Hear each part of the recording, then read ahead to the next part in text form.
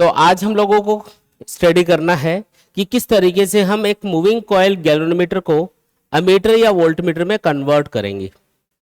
तो moving coil galvanometer के अंदर हमने ये पढ़ा था कि जब भी आप इसको सर्किट में कनेक्ट करते हो तो इसमें जो कॉइल होती है उसके अंदर जैसे करंट फ्लो होगा उसके ऊपर एक टॉर्क लगेगा। टॉर्क का फॉर्मूला होगा NIAB साइन थीटा। और इसमें हम रेडियल मैग्नेटिक फील्ड यूज करते हैं और रेडियल मैग्नेटिक फील्ड की हेल्प से जो थीटा है उसको 90 डिग्री रखा जाता है। इसमें थीटा हमेशा क्या होता है 90 डिग्री। आपको पूछा जा सकता है कि जो मूविंग कॉइल गैल्वेनोमीटर है उसके अंदर जो रेडियल मैग्नेटिक फील्ड है उसको यूज करने का रीजन क्या है। तो रीजन है थीटा को 90 डिग्री बनाना, इसकी हेल्प से, रेडियल मैग्नेटिक फील्ड की हेल्प से। और इससे क्या फर्क पड़ेगा, तो इससे फर्क ये पड़ेगा कि जो टॉर्क है उसकी वैल्यू मैक्सिमम होगी NIAB के बराबर। यहाँ पे थीटा क्या हो गया 90 डिग्री, साइन 90 कितना होता है 1। तो यहाँ पे ये मैक्सिमम टॉर्क इसके ऊपर लग रहा होगा। ठीक है। दूसरी बात, जो मूविंग कॉइल गैल्वेनोमीटर है उसके अंदर जो कॉइल है उसको एक स्प्रिंग से लटकाते हैं तो स्प्रिंग भी एक टॉर्क जनरेट करती है जिसका फॉर्मूला क्या होता है K/φ। K को हम बोलते हैं टॉर्जनल कांस्टेंट। और जैसे कॉइल घूमती है ये टॉर्क भी यहाँ पे स्प्रिंग प्रोड्यूस करने लग जाती है और जिस पॉइंट के ऊपर ये दोनों बराबर होते हैं यानी कि K/φ बराबर होता है NIAB के, उस कंडीशन में क्या होगा, जो कॉइल है वो एक पॉइंट पे जाके रुक जाएगी और जो पॉइंटर है वो एक रीडिंग शो करेगा स्केल के ऊपर जो हम नोट कर लेंगे। यहां से φ इक्वल टू बन जाएगा NAB/K/I। और आप देख सकते हो कि φ यहाँ पे I के डायरेक्टली प्रोपोर्शनल होता है। इसका मतलब जितना ज्यादा करंट होगा सर्किट में उतना ही ज्यादा डिफ्लेक्शन आएगा और जितना ज्यादा डिफ्लेक्शन होगा उतना ज्यादा करंट हम मेजर कर पाएंगे। मतलब हमको पता चल जाएगा कि सर्किट में करंट ज्यादा है या कम है। ठीक है। तो आज हम लोग स्टडी करेंगे कि किस तरीके से आप एक गैल्वेनोमीटर को अमीटर में या फिर वोल्टमीटर में कन्वर्ट करते हो। तो पहले तो हम अमीटर स्टडी करेंगे। अमीटर को बनाने के लिए हम गैल्वेनोमीटर ही यूज करते हैं, बस उसमें एक छोटा सा करेक्शन करना पड़ता है। अब करेक्शन क्यों करना पड़ता है और क्या करेक्शन करना पड़ेगा वो हम लोग स्टडी करते हैं। सबसे पहले मान लो आपके पास में एक गैल्वेनोमीटर है और उसकी कॉइल का जो रेजिस्टेंस है उसको मान लेते हैं RG। ये गैल्वेनोमीटर है, ये इसके टर्मिनल हो गए टर्मिनल 1 एंड टर्मिनल 2। अब सपोज करो आपको किसी सर्किट में करंट को मेजर करना है। किसको मेजर करना है, किसी सर्किट में करंट को मेजर करना है। मान लो एक सर्किट है अपने पास, ये एक सर्किट मैंने एज्यूम कर लिया जिसका कुछ रेजिस्टेंस है R और इस सर्किट में एक बैटरी कनेक्टेड है या सेल कनेक्टेड है जिससे कुछ करंट I फ्लो हो रहा है। हमें इस I करंट को मेजर करना है। किसको मेजर करना है, I करंट को मेजर करना है। पहली बात तो ये याद रखनी है कि करंट को मेजर करने वाले जितने भी डिवाइस होते हैं, करंट को मेजर करने वाले जितने भी डिवाइस होते हैं वो हमेशा सर्किट के अंदर सीरीज में लगाए जाते हैं। कैसे लगाए जाएंगे, सीरीज में, बीच में घुसा देंगे उसको। जैसे इस सर्किट में अगर आपको करंट पता करना है तो इसके बीच में लगाना है इसको। ये जो गैल्वेनोमीटर है इसको बीच में लगाएंगे, यानी कि यहां से मान लो सर्किट को आपने ब्रेक किया, ठीक है, और अब इसकी ये जो दोनों टर्मिनल्स हैं टर्मिनल 1 और टर्मिनल 2 को उसको सर्किट में कनेक्ट कर दिया तो अब ये सीरीज में लग गया है ना। ये ब्रांच हटा दिया और इसकी जगह हमने क्या लगा दिया, गैल्वेनोमीटर लगा दिया, तो अब ये सीरीज में है। ठीक। अब ये जो करंट I है ना, ये इस गैल्वेनोमीटर से भी फ्लो होगा। पहले सर्किट का रेजिस्टेंस कितना था R, और जैसे अब गैल्वेनोमीटर को आपने सर्किट में लगा दिया अब रेजिस्टेंस कितना हो गया RG+R। क्योंकि जो गैल्वेनोमीटर है उसका खुद का जो रेजिस्टेंस है वो भी तो काउंट होगा। वो जो रेजिस्टेंस है वो इस R के साथ में सीरीज में लग गया। इसका मतलब सर्किट में जो टोटल रेजिस्टेंस हो गया वो कितना हो गया RG+R हो गया। यानी कि सर्किट में जो ओवरऑल रेजिस्टेंस है वो कितना है RG+R। तो रेजिस्टेंस बढ़ा या घटा, यहाँ पे बढ़ गया ना। पहले रेजिस्टेंस कितना था R और अब गैल्वेनोमीटर को लगाने से सर्किट में ओवरऑल रेजिस्टेंस कितना हो गया RG+R हो गया। तो सर्किट में रेजिस्टेंस बढ़ गया और अगर सर्किट में रेजिस्टेंस बढ़ जाएगा तो करंट की वैल्यू क्या हो जाएगी, कम हो जाएगी। सर्किट में करंट कम फ्लो होगा, है ना। तो हमें तो I करंट को मेजर करना था, जैसे ही गैल्वेनोमीटर को सर्किट में लगाया इसने तो करंट को कम कर दिया, तो अब ये कम करंट को मेजर करके बताएगा। सर्किट में जो करंट है उसकी वैल्यू कम होगी ना। जैसे मान लो पहले सर्किट में करंट था 10 एम्पियर और जैसे ही आपने गैल्वेनोमीटर लगाया अब करंट हो गया सपोज करो 5 एम्पियर, है ना। तो उसकी वजह से क्या होगा, ये जो गैल्वेनोमीटर है ये 5 एम्पियर करंट मेजर करेगा, जो कि गलत होगा। तो हमें कुछ ऐसा तरीका लगाना है जिससे सर्किट में फ्लो होने वाला करंट अफेक्ट ना हो। तो वो तो एक ही तरीका है कि ये जो RG है इसकी वैल्यू को ऑलमोस्ट जीरो बना दिया जाए। मतलब गैल्वेनोमीटर को तो हटा नहीं सकते, ये तो गैल्वेनोमीटर की कॉइल का ही रेजिस्टेंस है। अगर गैल्वेनोमीटर हटा दोगे तो रेजिस्टेंस हट जाएगा, लेकिन फिर करंट कैसे मेजर करोगे। तो आपको गैल्वेनोमीटर तो लगाना है लेकिन इसके रेजिस्टेंस को ऑलमोस्ट जीरो कर देना है। अब ये जीरो कैसे होगा, देखो इसका एक तरीका है। आप एक काम करो, एक स्मॉल रेजिस्टेंस, एक वेरी स्मॉल रेजिस्टेंस लो और उसको इस RG के साथ में यानी कि इस गैल्वेनोमीटर कॉइल के साथ में पैरेलल में कनेक्ट कर दो। इसको हम बोलते हैं शंट रेजिस्टेंस। क्या बोलते हैं इसको, बोलो क्या बोलते हैं इसको, इसको बोलते हैं शंट रेजिस्टेंस। शंट मतलब पैरेलल। इसको पैरेलल में लगा दिया और ये क्या होगा, वेरी स्मॉल होगा। ये जो शंट रेजिस्टेंस है ये क्या होता है, वेरी स्मॉल, ठीक है, बहुत छोटा होगा। अब इससे क्या फर्क पड़ेगा वो समझो। इधर से करंट आया I, कितना करंट आया, I करंट आया। देखो I करंट आया यहाँ पे। अब I करंट के पास में दो रास्ते हैं जाने के लिए आगे। अब ये वाला रेजिस्टेंस काफी छोटा है। अगर दो पैरेलल ब्रांचेज हो और उनमें से एक ब्रांच का रेजिस्टेंस बहुत कम हो तो मैक्सिमम करंट उसमें से ही पास होगा। क्यों, क्योंकि इधर से रास्ता जो भी है करंट के लिए उसका रेजिस्टेंस कम है, तो इसमें मैक्सिमम करंट चला जाएगा, इसमें मिनिमम करंट जाएगा। ऐसा क्यों हुआ, क्योंकि इस ब्रांच का जो रेजिस्टेंस है वो क्या है, मिनिमम। अगर इसका रेजिस्टेंस मिनिमम है तो इसमें करंट क्या होगा, मैक्सिमम होगा। और थोड़ा बहुत करंट इस गैल्वेनोमीटर कॉइल से जा रहा होगा, तो गैल्वेनोमीटर कॉइल से जो करंट जा रहा है उसको IG बोल देते हैं। और I में से IG को माइनस कर दो तो बाकी का जो करंट होगा I माइनस IG वो इधर से फ्लो होगा ऐसे। अब एक चीज बताओ, जो गैल्वेनोमीटर है उससे जो करंट जा रहा है वो बहुत कम है या बहुत ज्यादा है, बहुत कम है भाई। ये वाला रेजिस्टेंस बहुत छोटा है तो मैक्सिमम करंट तो इसमें से ही चला गया। जो गैल्वेनोमीटर है उससे जो करंट जा रहा होगा वो क्या होगा, बहुत कम होगा। साथ में एक चीज और हुई, जब आप दो रेजिस्टेंस को पैरेलल में लगाते हो तो उनका जो इक्विवेलेंट रेजिस्टेंस आता है वो हमेशा उनमें से जो छोटा रेजिस्टेंस होता है उससे भी कम आता है। इन दोनों में से छोटा रेजिस्टेंस कौन सा है, ये वाला। ये ऑलरेडी बहुत छोटा है, वेरी स्मॉल। और अगर इन दोनों का पैरेलल के अकॉर्डिंग जो इक्विवेलेंट रेजिस्टेंस फाइंड करोगे तो वो इससे भी छोटा आएगा। जब भी आप दो रेजिस्टेंस को पैरेलल में लगाते हो तो उनका जो इक्विवेलेंट रेजिस्टेंस होता है वो हमेशा उनमें से जो सबसे छोटा रेजिस्टेंस होगा उससे भी कम आएगा। पैरेलल कॉम्बिनेशन में इक्विवेलेंट रेजिस्टेंस हमेशा कम हो जाता है। तो ओवरऑल रेजिस्टेंस क्या हो गया, बहुत कम हो गया एक तरह से। तो हमको गैल्वेनोमीटर सर्किट से हटाना भी नहीं पड़ा और इसका रेजिस्टेंस भी ऑलमोस्ट क्या हो गया, नेग्लिजिबल हो गया। तो ये तरीका हमको काम में लेना है, किस चीज के लिए, सर्किट में जो करंट है उसको ऑलमोस्ट सेम रखने के लिए। अब देखो इसका ओवरऑल रेजिस्टेंस ऑलमोस्ट जीरो हो गया तो सर्किट का रेजिस्टेंस सिर्फ R ही काउंट होगा, इसको ऑलमोस्ट जीरो मान लो एक बार। तो सर्किट में जो करंट है वो उतना ही फ्लो होगा जितना पहले फ्लो हो रहा था। अब ये गैल्वेनोमीटर उस करंट को कैसे मेजर करेगा, अब वो है सवाल।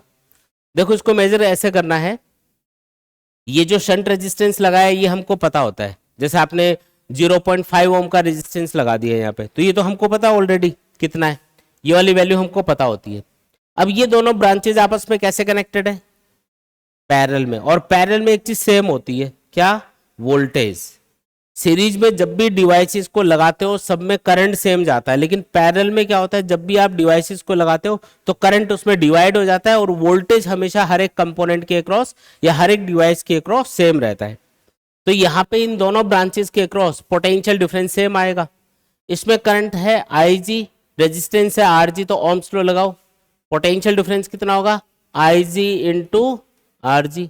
और दूसरी वाली जो ब्रांच है इसमें करंट है I माइनस IG, रेजिस्टेंस है RS, तो पोटेंशियल डिफरेंस कितना होगा, I minus IG into RS। तो बताओ RS इक्वल टू क्या आएगा, RS equal to IG RG upon I minus IG। तो ये वो शंट रेजिस्टेंस है जो हमें लगाना पड़ेगा अगर हमें आई करंट मेजर करने वाला अमीटर बनाना है। करंट को कैसे मेजर करेगा, देखो इधर से करंट गया, अब यहां पे करंट डिवाइड हो गया टू पार्ट्स में, तो जो भी करंट इस गैल्वेनोमीटर से जा रहा है उसके अकॉर्डिंग गैल्वेनोमीटर में एक डिफ्लेक्शन आएगा और उस डिफ्लेक्शन के अकॉर्डिंग ये उस करंट को मेजर कर लेगा, आईजी को। अब बोलोगे सर आईजी को थोड़ी मेजर करना था, हमें तो आई को मेजर करना था, इसमें से तो आईजी करंट जा रहा है, तो ये किस तरीके से मेजर करेगा। देखो अगर सर्किट में मान लो 1 एम्पियर करंट है ना, सर्किट में 1 एम्पियर करंट मान लो, तो 1 एम्पियर में से मैक्सिमम इधर चला जाएगा और थोड़ा बहुत इधर जाएगा। मान लो 0.1 एम्पियर इसमें चला गया और 0.9 एम्पियर इसमें चला गया। अब इसमें 0.1 एम्पियर करंट जा रहा है, उसके अकॉर्डिंग जो भी डिफ्लेक्शन आएगा स्केल के अंदर, देखो ये स्केल है, इधर रीडिंग लिखी होती है। अब रीडिंग कैसे लिखी जाती है वो समझना। इसमें कितना करंट जा रहा है 0.1 एम्पियर, मेन सर्किट में करंट कितना है 1 एम्पियर, तो जब सर्किट में करंट 1 एम्पियर है तो इसमें कितना गया 0.1 एम्पियर। अब इसमें जो डिफ्लेक्शन आएगा, मान लो वो इतना डिफ्लेक्शन आया, यहां पे आ गया पॉइंटर अप, ठीक है, तो यहां पे क्या लिखना है, तो वैसे तो इसमें से कितना करंट गया था 0.1 एम्पियर, लेकिन कब, जब सर्किट में करंट कितना था 1 एम्पियर, तो आपको यहां पे 1 एम्पियर लिखना है। क्यों, क्योंकि हमको तो 1 एम्पियर मेजर करना है। फिर आप मान लो सर्किट में करंट को डबल कर देते हो, 2 एम्पियर कर दिया, तो वापस उसी रेशियो में जो करंट है वो डिवाइड हो जाएगा, इसमें 0.2 एम्पियर करंट जाएगा, इसमें 1.8 एम्पियर करंट जाएगा, पहले से डबल, क्योंकि सर्किट में करंट डबल हो गया ना, रेजिस्टेंस वही है, अगर रेजिस्टेंस वही है तो करंट उसी रेशियो में डिवाइड होगा जैसे पहले हो रहा था। इसमें 0.1 था पहले, इसमें 0.9, तो अगर सर्किट में करंट को डबल कर दिया 2 एम्पियर कर दिया तो यहां पे भी करंट डबल हो जाएगा, इसमें 0.2 एम्पियर और इसमें 1.8 एम्पियर। इसमें कितना करंट गया 0.2 एम्पियर, इसका मतलब पहले से करंट डबल है, डबल है तो डिफ्लेक्शन भी डबल आएगा, यानी कि पॉइंटर अब यहां पे चला जाएगा। तो यहां पे क्या लिखोगे आप, 0.2 एम्पियर नहीं लिखना है, यहां पे लिखना है 2 एम्पियर, क्योंकि सर्किट में जो करंट है वो आपको मेजर करना है, तो यहां पे लिख देंगे 2 एम्पियर कि 2 एम्पियर करंट होगा तो इतना डिफ्लेक्शन आएगा। आ रही है बात समझ में, भी हमें तो मेन सर्किट का करंट मेजर करना है ना, तो उसके अकॉर्डिंग जितना जितना डिफ्लेक्शन आएगा उसके अकॉर्डिंग रीडिंग लिखते जाएंगे। मान लो सर्किट में करंट कर दिया 3 एम्पियर, तो अब इसमें कितना जाएगा 0.3 एम्पियर, इसमें बताओ 2.7 एम्पियर, 3 गुना हो गया ना करंट, तो यहाँ पे 0.3 एम्पियर के अकॉर्डिंग डिफ्लेक्शन पहले से 3 गुना आएगा, पॉइंटर यहाँ चला जाएगा।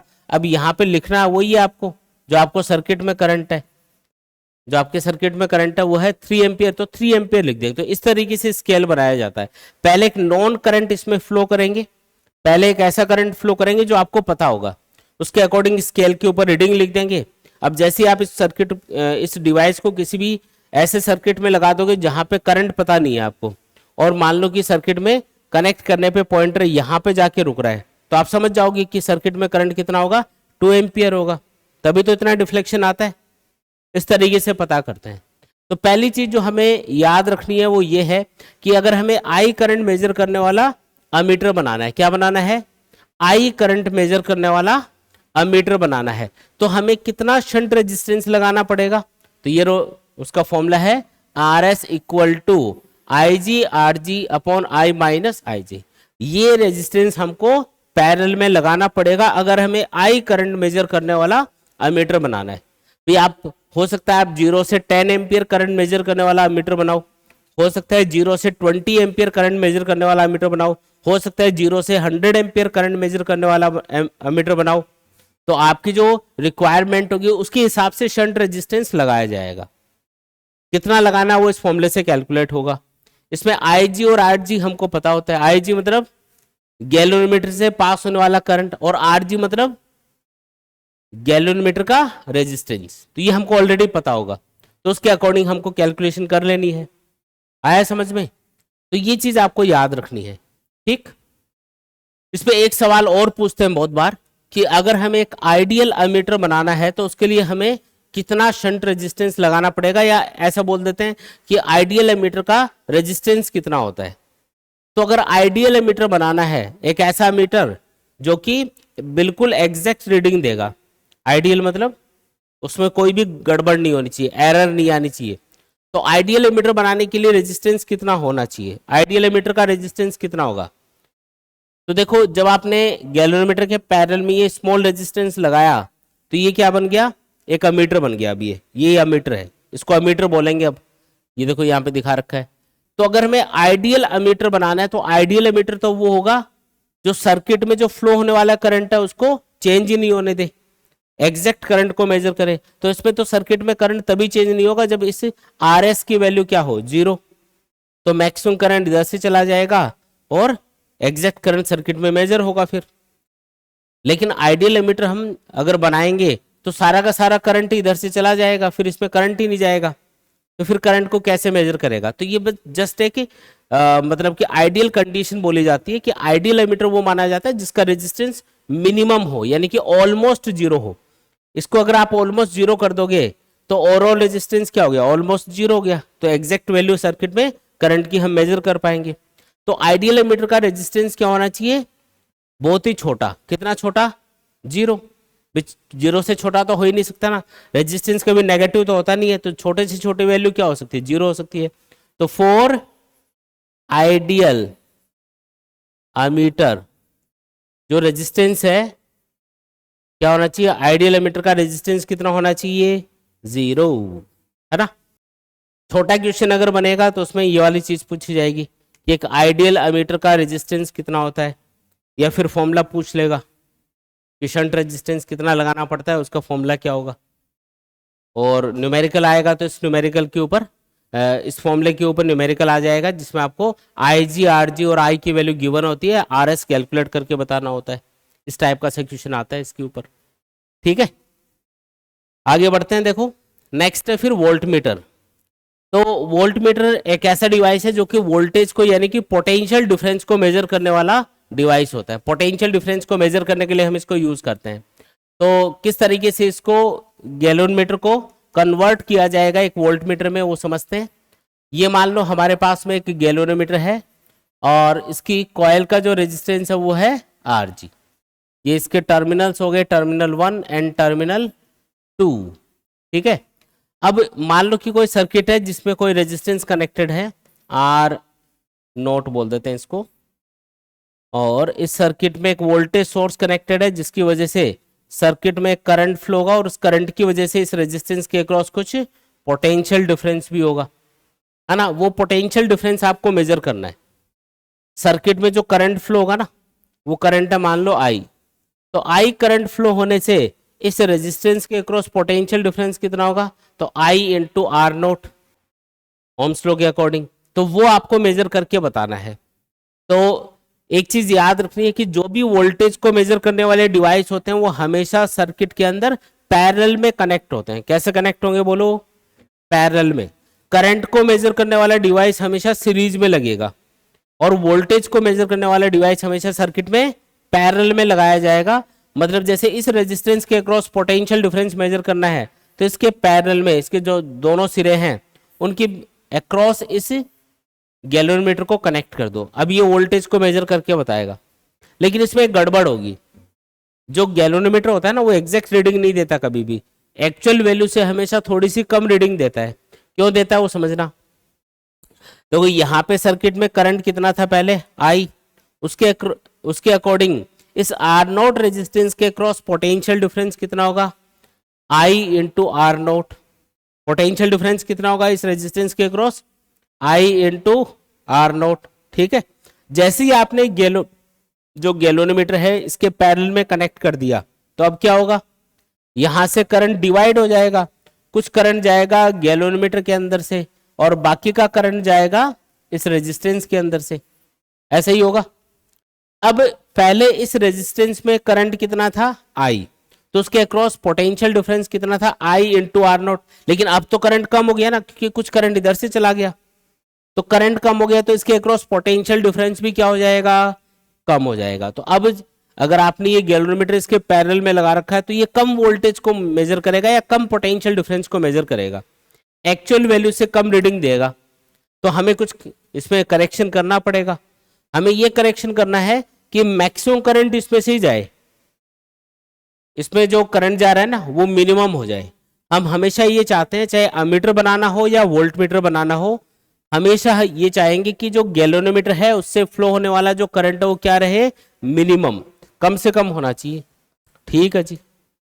अब देखो ये जो ब्रांच है इसमें जो करंट जा रहा है उसको कम करना है, तो कम करने के लिए इसका रेजिस्टेंस बढ़ाना पड़ेगा, तभी तो करंट कम जाएगा इसमें। तो हम एक काम करेंगे, ये जो आरजी है इसके पैरेलल में एक very large resistance, very large, एक बहुत बड़ा रेजिस्टेंस कनेक्ट कर देंगे। जैसे मान लो कि 10,000 ओम का एक रेजिस्टेंस लगा दिया, तो अब इस ब्रांच का जो रेजिस्टेंस है वो काफी ज्यादा हो गया, इसका जो रेजिस्टेंस है वो कंपेरेटिवली कम रहेगा, इससे बहुत बड़ा रेजिस्टेंस लगाना है। मान लो ये रेजिस्टेंस है सपोज करो 10 ओम, तो यहाँ 10 ओम ही है, यहाँ पे 10,000 ओम लगा दिया, तो ये तो बहुत बड़ा हो गया ना रेजिस्टेंस। तो अगर इन दोनों ब्रांचेस को देखा जाए तो ज्यादा रेजिस्टेंस कौन सी ब्रांच का होगा, इस वाली ब्रांच का। तो मैक्सिमम करंट किसमें से जाएगा, इसमें से जाएगा, क्योंकि इसका रेजिस्टेंस बढ़ा दिया आपने, तो मैक्सिमम करंट जाएगा इसमें से। मैक्सिमम करंट किसमें से जाएगा, इस आर नोट रेजिस्टेंस में से जाएगा, और इस वाली ब्रांच से जो करंट जाएगा वो क्या होगा, मिनिमम। आया समझ में? तो हमारा काम हो गया। अब इस ब्रांच से मिनिमम करंट जा रहा है, मैक्सिमम करंट इसमें से जाएगा, तो इसके अक्रॉस पोटेंशियल डिफरेंस क्या रहेगा, उतना ही रहेगा जितना पहले था। तो अब जो गैल्वेनोमीटर है वो सही रीडिंग देगा। अब वापस से हमें ये पूछा जाएगा कि ये जो वेरी लार्ज रेजिस्टेंस आर लगाया है ये कितना लगाना पड़ेगा। अगर हमें इस वी वोल्टेज को मेजर करना है इस रेजिस्टेंस के अक्रॉस, तो हमें कितना रेजिस्टेंस यहाँ पे सीरीज में लगाना चाहिए ताकि हम इस वी वोल्टेज को प्रॉपरली मेजर कर पाए। तो आपको क्या करना है, वही तरह का काम में लेना है। दोनों ब्रांच क्या है आपस में, पैरेलल में। पैरेलल में क्या चीज सेम होती है, वोल्टेज। इस ब्रांच के अक्रॉस वोल्टेज कितना है या पोटेंशियल डिफरेंस कितना, V, हमने लिखा V इक्वल टू इस ब्रांच के अक्रॉस पोटेंशियल डिफरेंस कितना, IG इंटू इस ब्रांच का रेजिस्टेंस कितना है, RG प्लस R। दो है ना रेजिस्टेंस, RG भी है R भी है। यहां से आपको R कैलकुलेट करना है, तो IG को पहले तो V के अपॉन में लिख दो equal to RG plus R। तो R इक्वल टू क्या आ गया बोलो, ये आ गया V upon IG minus RG। ये लो जी, ये आपका आंसर आ गया।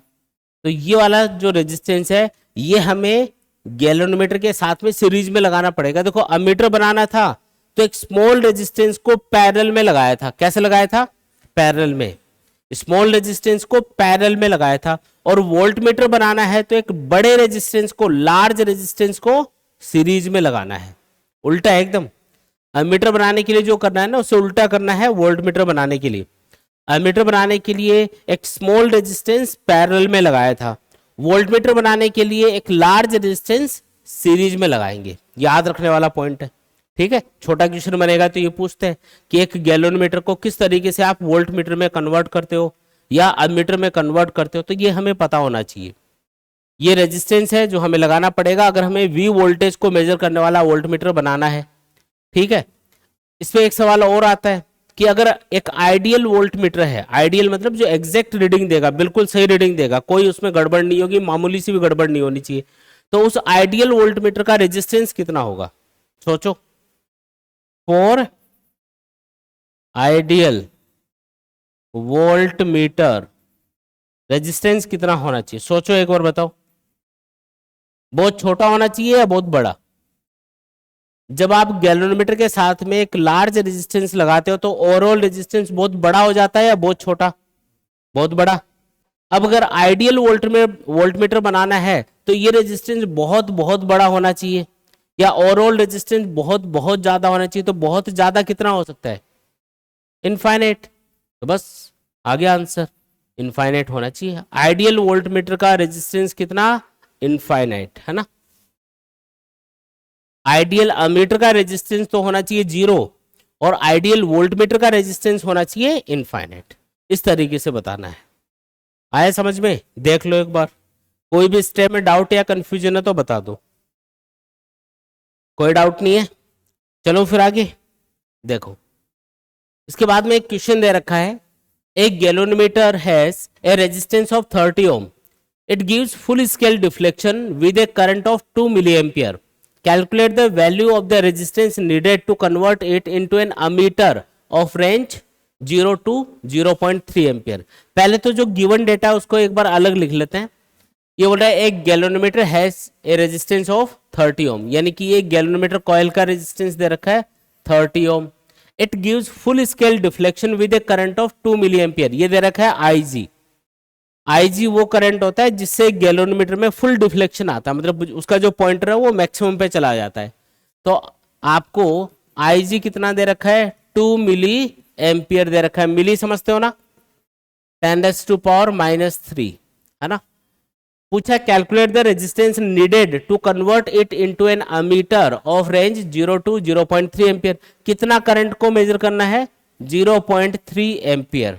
0 से 0, ये रेंज दे रखी है 0 से 0.3 एम्पियर। आपको मैक्सिमम कितना करंट मेजर करना है 0.3 एम्पियर करंट मेजर करना है। तो उसके लिए आपको अमीटर में कन्वर्ट करना है एक गैल्वेनोमीटर को जिसका रेजिस्टेंस इतना है और ये उसका गैल्वेनोमीटर करंट है, ये वो करंट है जिसको उसको मेजर करना है। तो बताओ कितना रेजिस्टेंस हमको लगाना पड़ेगा उसके पैरेलल में। अमीटर बनाने के लिए एक शंट रेजिस्टेंस लगाना पड़ता है, स्मॉल रेजिस्टेंस लगाना पड़ता है।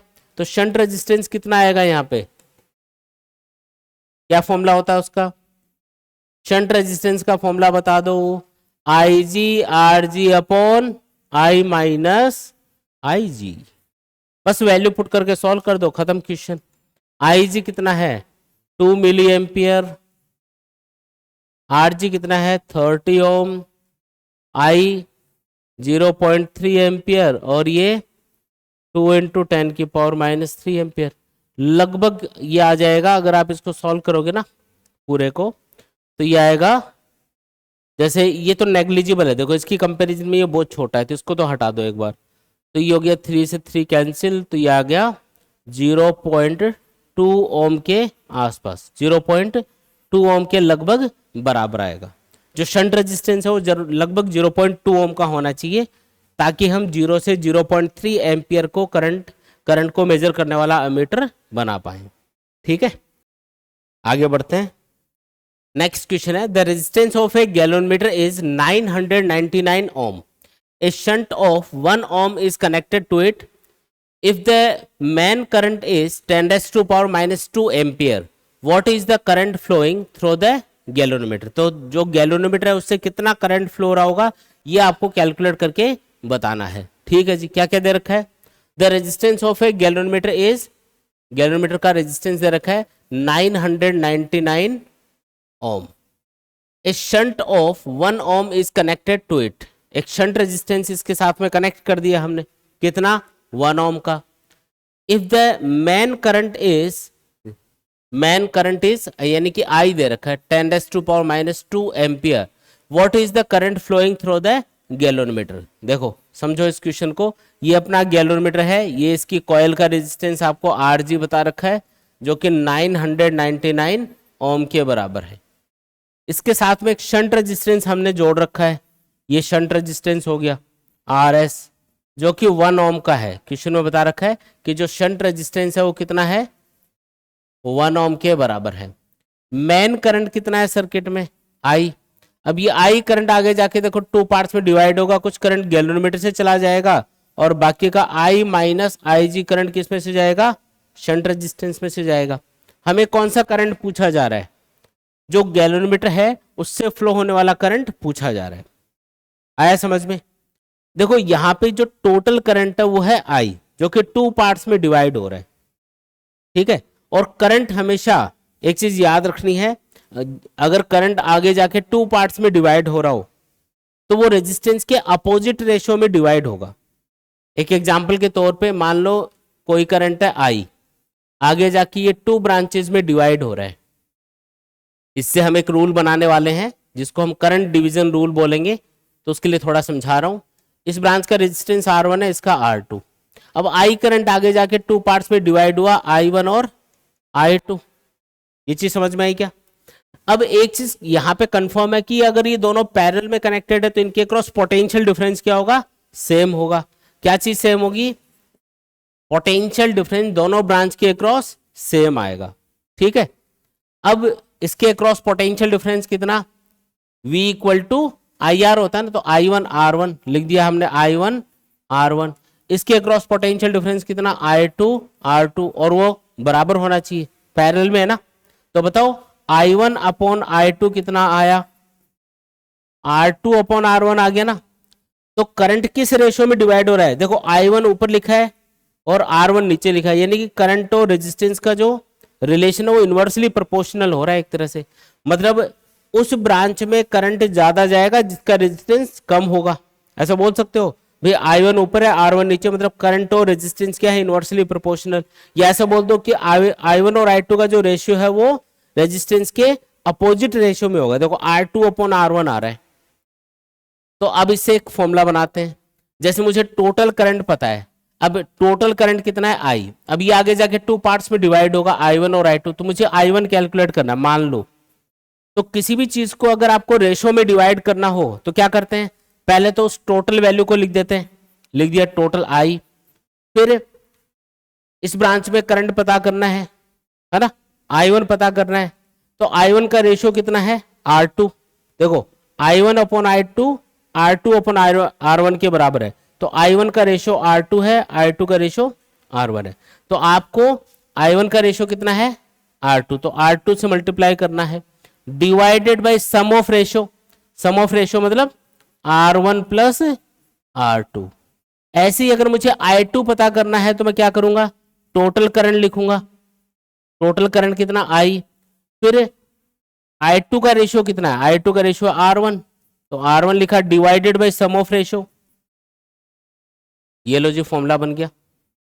अब एक चीज नोटिस करो, मैंने क्या किया, जैसे मुझे I1 पता करना है तो टोटल करंट को किससे मल्टीप्लाई किया है, दूसरी ब्रांच के रेजिस्टेंस से, R1 से नहीं किया है। क्यों, क्योंकि I1 का रेशियो कितना है, R2 है ना, तो R2 से मल्टीप्लाई करना पड़ेगा। तो दूसरी ब्रांच के रेजिस्टेंस से मल्टीप्लाई कर दो, divided by sum of resistance. तो बस वही यहां पे कर दो। अगर मुझे IG पता करना है तो टोटल करंट तो मुझे दे ही रखा है, 10⁻⁻2 एम्पियर। दूसरी ब्रांच का रेजिस्टेंस मुझे दे ही रखा है 1 ohm, divided by sum of resistance, यानी कि 999 प्लस 1 कर दिया। ये आ जाएगा 10⁻2/10⁻3, 1000 हो गया ना, 10⁻3 बन गया। ये ऊपर जाएगा 10⁻5 एम्पियर। ये लो जी आंसर, है ना आसान। ये जो मैंने चीज आपको बताई है इसको बोलते हैं करंट डिवीजन रूल। आप इसको याद रखो, ये आपकी और भी कई जगह काम आएगा, करंट डिवीजन रूल। ठीक है, ये जो फॉर्मूले है ना, ये करंट डिवीजन रूल बोला जाता है। आपका आंसर तो यही आ गया। अगर आपको ये रूल पता है तो देखो एक लाइन में आंसर आ रहा है। देखो नेक्स्ट क्वेश्चन है, which one of the two, an ammeter और a milliammeter has higher resistance and why. देखो एक तो बात कर रहा है ये मिली अमीटर की और एक अमीटर की। एक तो क्या है अमीटर और एक क्या है मिली अमीटर। क्या डिफरेंस है दोनों में, जो अमीटर है वो करंट को मेजर करता है एम्पियर के अंदर, किसमें मेजर करेगा, इन एम्पियर। और जो मिली एमीटर है वो करंट को मेजर करेगा इन मिली एम्पियर। मिली समझते हो ना, 10⁻³ को हम बोलते हैं मिली। आया समझ में। तो छोटा करंट कौन सा मेजर कर रहा है, अमीटर या मिली एमीटर, मिली एमीटर। ये तो एम्पियर में करंट मेजर करेगा, जैसे 1 एम्पियर, 2 एम्पियर, 10 एम्पियर, 50 एम्पियर। और ये मेजर करेगा मिली एम्पियर में, यानी कि 10⁻³ एम्पियर की रेंज में। तो ये छोटा करंट मेजर करेगा। अब देखो एक चीज याद रखो, जिस अमीटर को ज्यादा करंट मेजर करना होता है उसका रेजिस्टेंस हमेशा कम होना चाहिए, तभी तो ज्यादा करंट उसमें से फ्लो होगा। और जिस अमीटर को छोटा करंट मेजर करना है हमेशा उसका रेजिस्टेंस क्या होगा, ज्यादा होगा। तो बताओ किसका रेजिस्टेंस ज्यादा होना चाहिए, तो रेजिस्टेंस ऑफ अमीटर ये कम होना चाहिए, और रेजिस्टेंस ऑफ मिली अमीटर ये क्या होना चाहिए, ज्यादा होना चाहिए। ये आपका आंसर आ गया। एक माइक्रोमीटर भी होता है। माइक्रोमीटर क्या करता है, माइक्रो एम्पियर में करंट को मेजर करता है। माइक्रो मतलब 10⁻⁻6 एम्पियर, इस रेंज का करंट मेजर करता है। उसका रेजिस्टेंस तो और ज्यादा होता है। आया समझ में। तो इस तरीके से ये अमीटर और मिली अमीटर का रेजिस्टेंस हम आपस में रिलेट करेंगे। एमीटर का रेजिस्टेंस हमेशा कम होना चाहिए ताकि उसमें ज्यादा करंट फ्लो हो, और मिली एमीटर का रेजिस्टेंस हमेशा ज्यादा होना चाहिए ताकि उसमें से कम करंट फ्लो हो और वो उस कम करंट को मेजर कर पाए। तो ये चैप्टर कंप्लीट होता है अपना।